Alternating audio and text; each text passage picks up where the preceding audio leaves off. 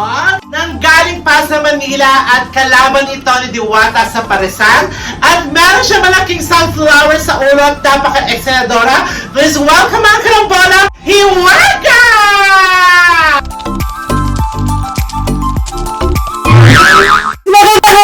Magandang hapon at magandang gabi sa inyo mga karambola. Ito na nga, kasama na natin si Madam Hiwaga. Hello, good afternoon mga madlang Hiwaga. At syempre ang nag-iisang creative girl. Mga lang people, Dr. Skenny, and face-to-face na may kaaway ka, maghanap ka para may salang kita sa face-to-face. Face to face, kaya po tingnan nyo kamukha na po niya si Carla Estrada. Mga karambola, ayan, gusto ko lang magpasalamat ngayon kay Madam Hiwaga at saka ay Twitter dahil kahit ang lakas-lakas ng ulan ay lumusob sila ng Florida Blanca, Pampanga para masukatan si Madam Hiwaga para sa kaabang-abang na pasabog namin ngayong Tuesday sa sa unang hirit. Yes! Dahil si Madam Hiwaga ibang level na dahil unang hirit na kanyang eksena sa Tuesday. Yes, unang hirit po, hindi huling hirit. Dahil ang huling hirit, masama po yun. Sa social media kita nakikita. Opo. At isa sa mga nasabi ko dati talaga sa sarili ko tsaka sa mga kaibigan ko, gusto ko si Hiwaga. Kasi hindi siya parang napakabait ni Hiwaga. Thank you. Yes! Pati pala sa personal, napakabait ni Madam Hiwaga. Palakpakan natin si Madam Hiwaga. Paano kasi ako yung mababaw Mababaw yung yung luha. At saka yung mata kita mo, mababaw din, no? Mababaw ang luha niya. Madam Hiwaga, thank you. Ba't kayo naiiyak po? Thank you. Madam Hiwaga, ilang taon ka na po? Ako 42. Sweet 42. Wow. Kailan mayroong mga sweet 42 guys? Hindi halata ang 42 sa inyo, madam. Ako 35, pero mas mukha na ang bulok. Ito, sweet 42. Sweet potato ka. Tapos ikaw, sweet ka na, di ba? Sweet din ako. Ano guys? Surprise! Surprise! Sweet corn. Asip corn ba? Tapos ano po ang biyahe dito sa Florida Blanca? Actually, hindi naman pala malayo. Diretso-diretso yung biyahe namin. Oo. Pero madam Hiwaga, may tanong ako, kailan ka nag-start mag-Paris? Yung kwento ko talaga, ang haba, ang hirap na pinagdaanan. Nung nag-start kami, mayroon kaming kaldero na malaki. Lugaw pa lang yun na may kariton siya, tulak-tulak pa namin. Wala kaming wala kaming gas. Gas. Oo, walang gas. Ang ginagawa namin, nagsisibak-sibak kami, dala ng nanay ko, kinakahoy namin. Pag tag-ulan, Madam Hiwaga, ang hirap magpa-apoy. Pero dumating yung time na sumusuko na ako, pero sabi ko hindi, laban pa din. Yung sa akin naman ang hirap kasi hindi naman sa akin yung tauhan ng Talaga? Siguro, tama yung sinabi mo kanina na Ayak ako siya. Huwag mo kami damay. Oo, naman ng Madam Hiwaga. Napakabait Huwag ka na maiyak kasi andito tayo. Huwag tutulungan natin. I-share natin yung mga natutunan mo, Madam Hiwaga. yung iniisip ko, natauhan ka lang, nagtatrabaho ka lang, pinapasahod ka lang. Narating ko yung ganito, hindi ko ni-expect. Sa hirap ng buhay, kailangan talagang buhay, hindi mo dapat sukuan. Dapat mo talagang matutunan na hindi mo matutunan. Natutunan mo talaga habang tumatagal. Habang umahaba yung pagsasama nyo. Nung time na yun na, alam mo, lumipad yung tent namin dalawa. Hawak ako ng hawak kasi lakas ng hangin. Natangay yun. Pero alam mo, hindi kami sumuko. Hindi ka sumama. Content lang, naka-tent lang kayo ba? Sa kalsada, kapag mayroong MDAD, yung alam mo yung MDAD, yung bawal ka sa ganyang oras, hulihin ka, aanuhin yung mga... Ganun pa yung person dati. Ang buwan hanggang ngayon. Alam mo, sabi ko sa partner ko yun na naging business partner ko, tiyaga lang tayo, sabi ko lang yun. Makakamitin natin, iniisip natin kung ano man yun. Masigit pa. Alam mo, nung time na yun na nagpares na rin kami, may lutong ulam kami, mga sistema. Parang gusto na rin sumuko namin na sabi ko sa kanya, mag-iiba na lang ako ng trabaho kasi gusto ko talaga bar, waiter. Sabi ko lang ganun. Sabi niya, iiwan mo ako, yung ganun. Sabi ko, hindi naman. Sabi ko kasi parang gusto ko nang sumuko kasi yung tatay ko may sakit, nakwento ko na rin sa kanya yung ganun. Nga, yun. Ang tuloy-tuloy kami hanggang nagkaroon kami ng Paris na yan, hanggang bulalo. Lahat na nagklase ng pagkain meron na kami. One time, masama yung pakiramdam ko, umuwi ako sa bahay. Sabi ko, partner, uwi ako sa bahay kasi parang masama ang pakiramdam ko. Hindi mo na ako papasok. Nasentrohan ko to sa tulugan ko, nandun sa sulok. Yan na yan. Ito Hindi na. na siya, yun na talaga yun, yung original. Ito na. Wow. Tapos sabi ko, ay, ano kaya to? Sabi ko ganun. Marami ng tao sa amin talaga kumakain. Opo. May pila na rin. Oo. Nung time na ito, naisip ko, ang kaya sasabihin sa akin ng mga suki ko, naku, ang dati kasing pangalan ko si Martin. Martin is screen name ko. Bahala na, sabi ko ng ganun. Pumunta ako doon, ginawa ko siya ng headband, ganito siya. Tinalian ko lang. Pasok na ako, sayang, sabi ko ng ganun. Pasok ko doon. Nandun ako, hi! Hello! Good evening mga guys! Si Martin, ba't sa pagtingin? Ano nangyari sa'yo? Wala lang, ito lang. Gusto ko lang lagyan ng ano yung eksena yung kumbaga sa sarap ng luto namin na tinitinda. Lagyan ko lang ng saya, sabi ko ng gano'n. Pumatok naman, hindi ko pala time na yun na vlogger pala yun. Yung nasa babae. Oo, nung una. Sino yung vlogger ngayon? Si Kuya Ing. Yung vlogger yun. Tapos? Sabi, ano gusto mo i-vlog kita? Sabi ganun. Ay, sabi ko sa wait lang po, ang apa po ng pila. Sabi ko na ganun. Mamaya-maya na lang po. Sabi ko na ganun. Pagkakalan ako. Hindi, wag. Ano, salita ka lang ng salita dyan. Akong bahala sa'yo. Ha? Sabi ko, boss, mag-vlog daw ako. Sige, bahala ka. Sabi niya, sige na. Ito yun na lang. Hanggang naisipan ko yung mga salita lang na, only rice, only juice, only sabaw, free soft drinks. At hindi pa po dyan ang tatapos yung only niwaga. Dahil drinks din talaga. only love, only kiss, only hug. So, lahat na ng only na kayo waga, saan pa kayo arap na yung mga gano'n. Parang, putak lang ako ng putak. Hindi ko pala alam ng tayo yun. Sabi niya, sige, pagkatapos yun na mag-vlog, pinakita niya naman, galing. Amin niya na gano'n, ang galing talaga. Sige, ipopost ko to sa FB ko, 2 days. Tatawagan kita. Time na yun, tulog pa ako morning, alas 9. Nag-ring yung phone ko, sinagot ko naman.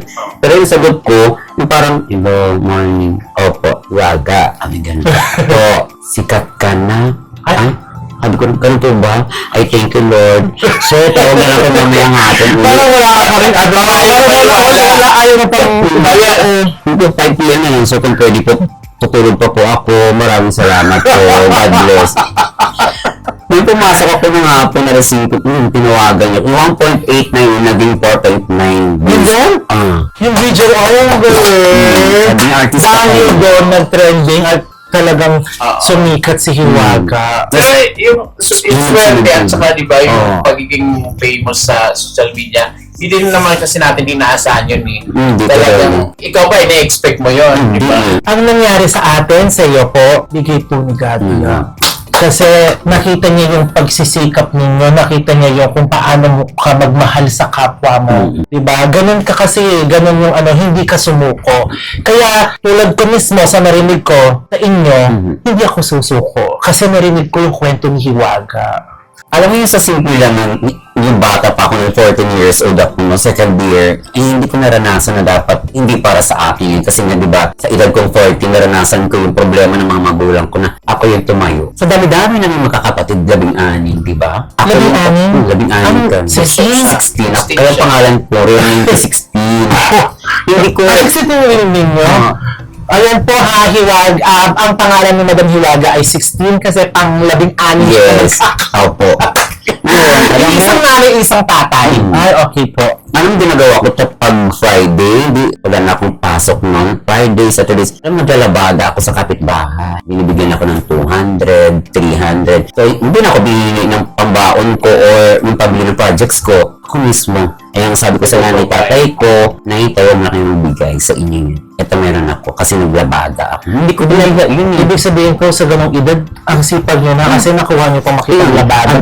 Kaya nakatatak sa isip ko na hindi pala dapat ikahiya yung mga ginagawa natin na tama rin naman. Opo. Mas maganda nga, proud ka pa. Opo. Kasi alam mo na, sa ngayon ko natutunan sa yung ganitong edad ko na 42, tama talaga yung Lord. Kung ano yung simulan mo na paghihirap, darating yung araw, magugulat ka na na hindi mo inaasahan. Kaya ako, namatay yung tatay ko, namatay yung nanay ko, hindi ko akalain na nakatulong pala. Ako pa pala yung nakatulong sa kanila. Kaya tuwang-tuwa, halos kung pwede na mabuksan yung puso ko, ang puso ko umiiyak sa dugo, luha, halo, na kung paano ko isigaw sa buong mundo na, yes, ang nanay ko nawala man, pero ito nagawa ko para sa kanila. Kaya sabi ko sa kanila, mga kapatid mo. Naitay, hindi mo bang ako lahat? Hirap ang wala ng magugulang. at least kasama mo yung mga kapatid mo hanggang ngayon. At masaya na sila kahit Yes! nasa ibang, nasa ano na sila, masaya sila sa nakikita nila sa'yo. May achievement kasi siya Happy sila. Natatandaan ko talaga yung interview ako sa ABS-CBN. Sabi ko, ang nanay ko, Nak, saan ka man pumunta ng lugar, dalhin mo yung tatlong yun. Kaya marunong ka, mapagmahal kami, takot ka sa Panginoon at yung respeto, dalhin kapag nandyan sa higang tatlong yan, kahit saang lugar ka iba to, mamahalin ka ng tao. Madam Hiwaga, maraming salamat po sa kwento ninyo ng inyong buhay at sobra talaga akong ganang-gana ako magtrabaho, magsikap kahit sobrang hirap ng pinagdadaanan natin ngayon. Lalaban lang tayo para sa pangarap natin. Yun yung natutunan ko sa inyo, walang susuko. Madam Hiwaga, Ito ano po. po yung message ninyo para sa mga karambola, sa mga magsisikap din katulad Ngayon para natin? po sa mga karambola, alam nyo, yung mga magulang number 1 yun sa atin. Anak tayo, di ba? Yung magulang tayo, lagi tayong makinig kasi walang magulang na nag-a-advise na mali. Yan ay pagdating ng araw, magagamit nyo yan. correct. Magiging instrumento nyo. Gawin nyo ng instrumento ang magulang. Kasi habang buhay pa sila, ipakita natin yung tulong, pagmamahal. Kung pwede nga lang araw-araw, gabi-gabi, umaga-umaga, yakapin natin, halikan natin. Kasi alam mo, katulad ni Hiwaga, nagawa ko yung bagay na ganun kung bakit. Tama talaga yung mga magulang. Kaya mahalin natin. Hanggat maaari, hanggat buhay. Wala man tayong ibigay, ang pagmamahal, ang pagmamano, ang pagyayakap, isa na yung kayamanan. Correct. Napakagaling. Diba? Kailangan yun eh. Kasi maraming kabataan din ngayon, dagdag ko lang, talagang hindi nakikinig talaga sa kanilang magulang. Talagang, hindi naman na natin masabi suway. Talagang palaban lang doon sa mga pinapayo ng magulang na ikakasama nila. Eh, syempre, yung mga iba naman, hindi naman lahat ng nakakasalamuhan ng anak mo ay good friend. Yung iba dyan, magtuturo ng kasamaan. Kaya, ingat-ingat lang din at syempre sumunod tayo talaga sa payo ng magulang. Thank you so much! Yes, maraming salamat, Madam Hiwaga. Thank you. At Tweety Bird, invite mo naman ng mga karambola sa iyong mga show. Yes, thank you so much. At syempre kay Karambat dahil nga nadala ko dito ang friend kong si Hiwaga. Ang kasama rin ang Team Hiwaga at Team Hiwaga na po ako. At syempre, thank you so much sa lahat po na nga nanonood nitong video na ito. Hindi ko alam kung saan lalabas to, kahit sa global, saan ba to? Sa YouTube. Sa YouTube pala. Baka kasi doon sa... Ay, ano po, Madam Hiwaga, pwede rin ba ako maging official, isa sa mga official stylist mo? Ay, wala akong problema na, alam mo na kung ngayon pa lang ito sasabihin sa buhay ko, yan ang sinasabi ko, pinapanalangin ko talaga sa kay Lord na sana magkaroon ako ng yung pananamit ko na makapagbigay sa Tapos may aalalay sa nabang naglalakad ka, okay, direct? O yun, gano'n rin talaga kita, Madam Hiwaga. Ay, grabe naman. Yes, gusto ko, paglabas mo sa unang hirit talagang mapapahirit silang lahat. True. Ayan, maraming salamat po, sir or ma'am ba? Karamba. Ayan. Ay, ganun ba? Eh, nakakayo na kami kanina pa eh. Alam mo, ang pagrespeto sa tao, di ba sabi ko nga, number 1 yan. Magtanong tayo kung saan sila hiyang, kung anong gusto nilang Ako kasi ganun eh.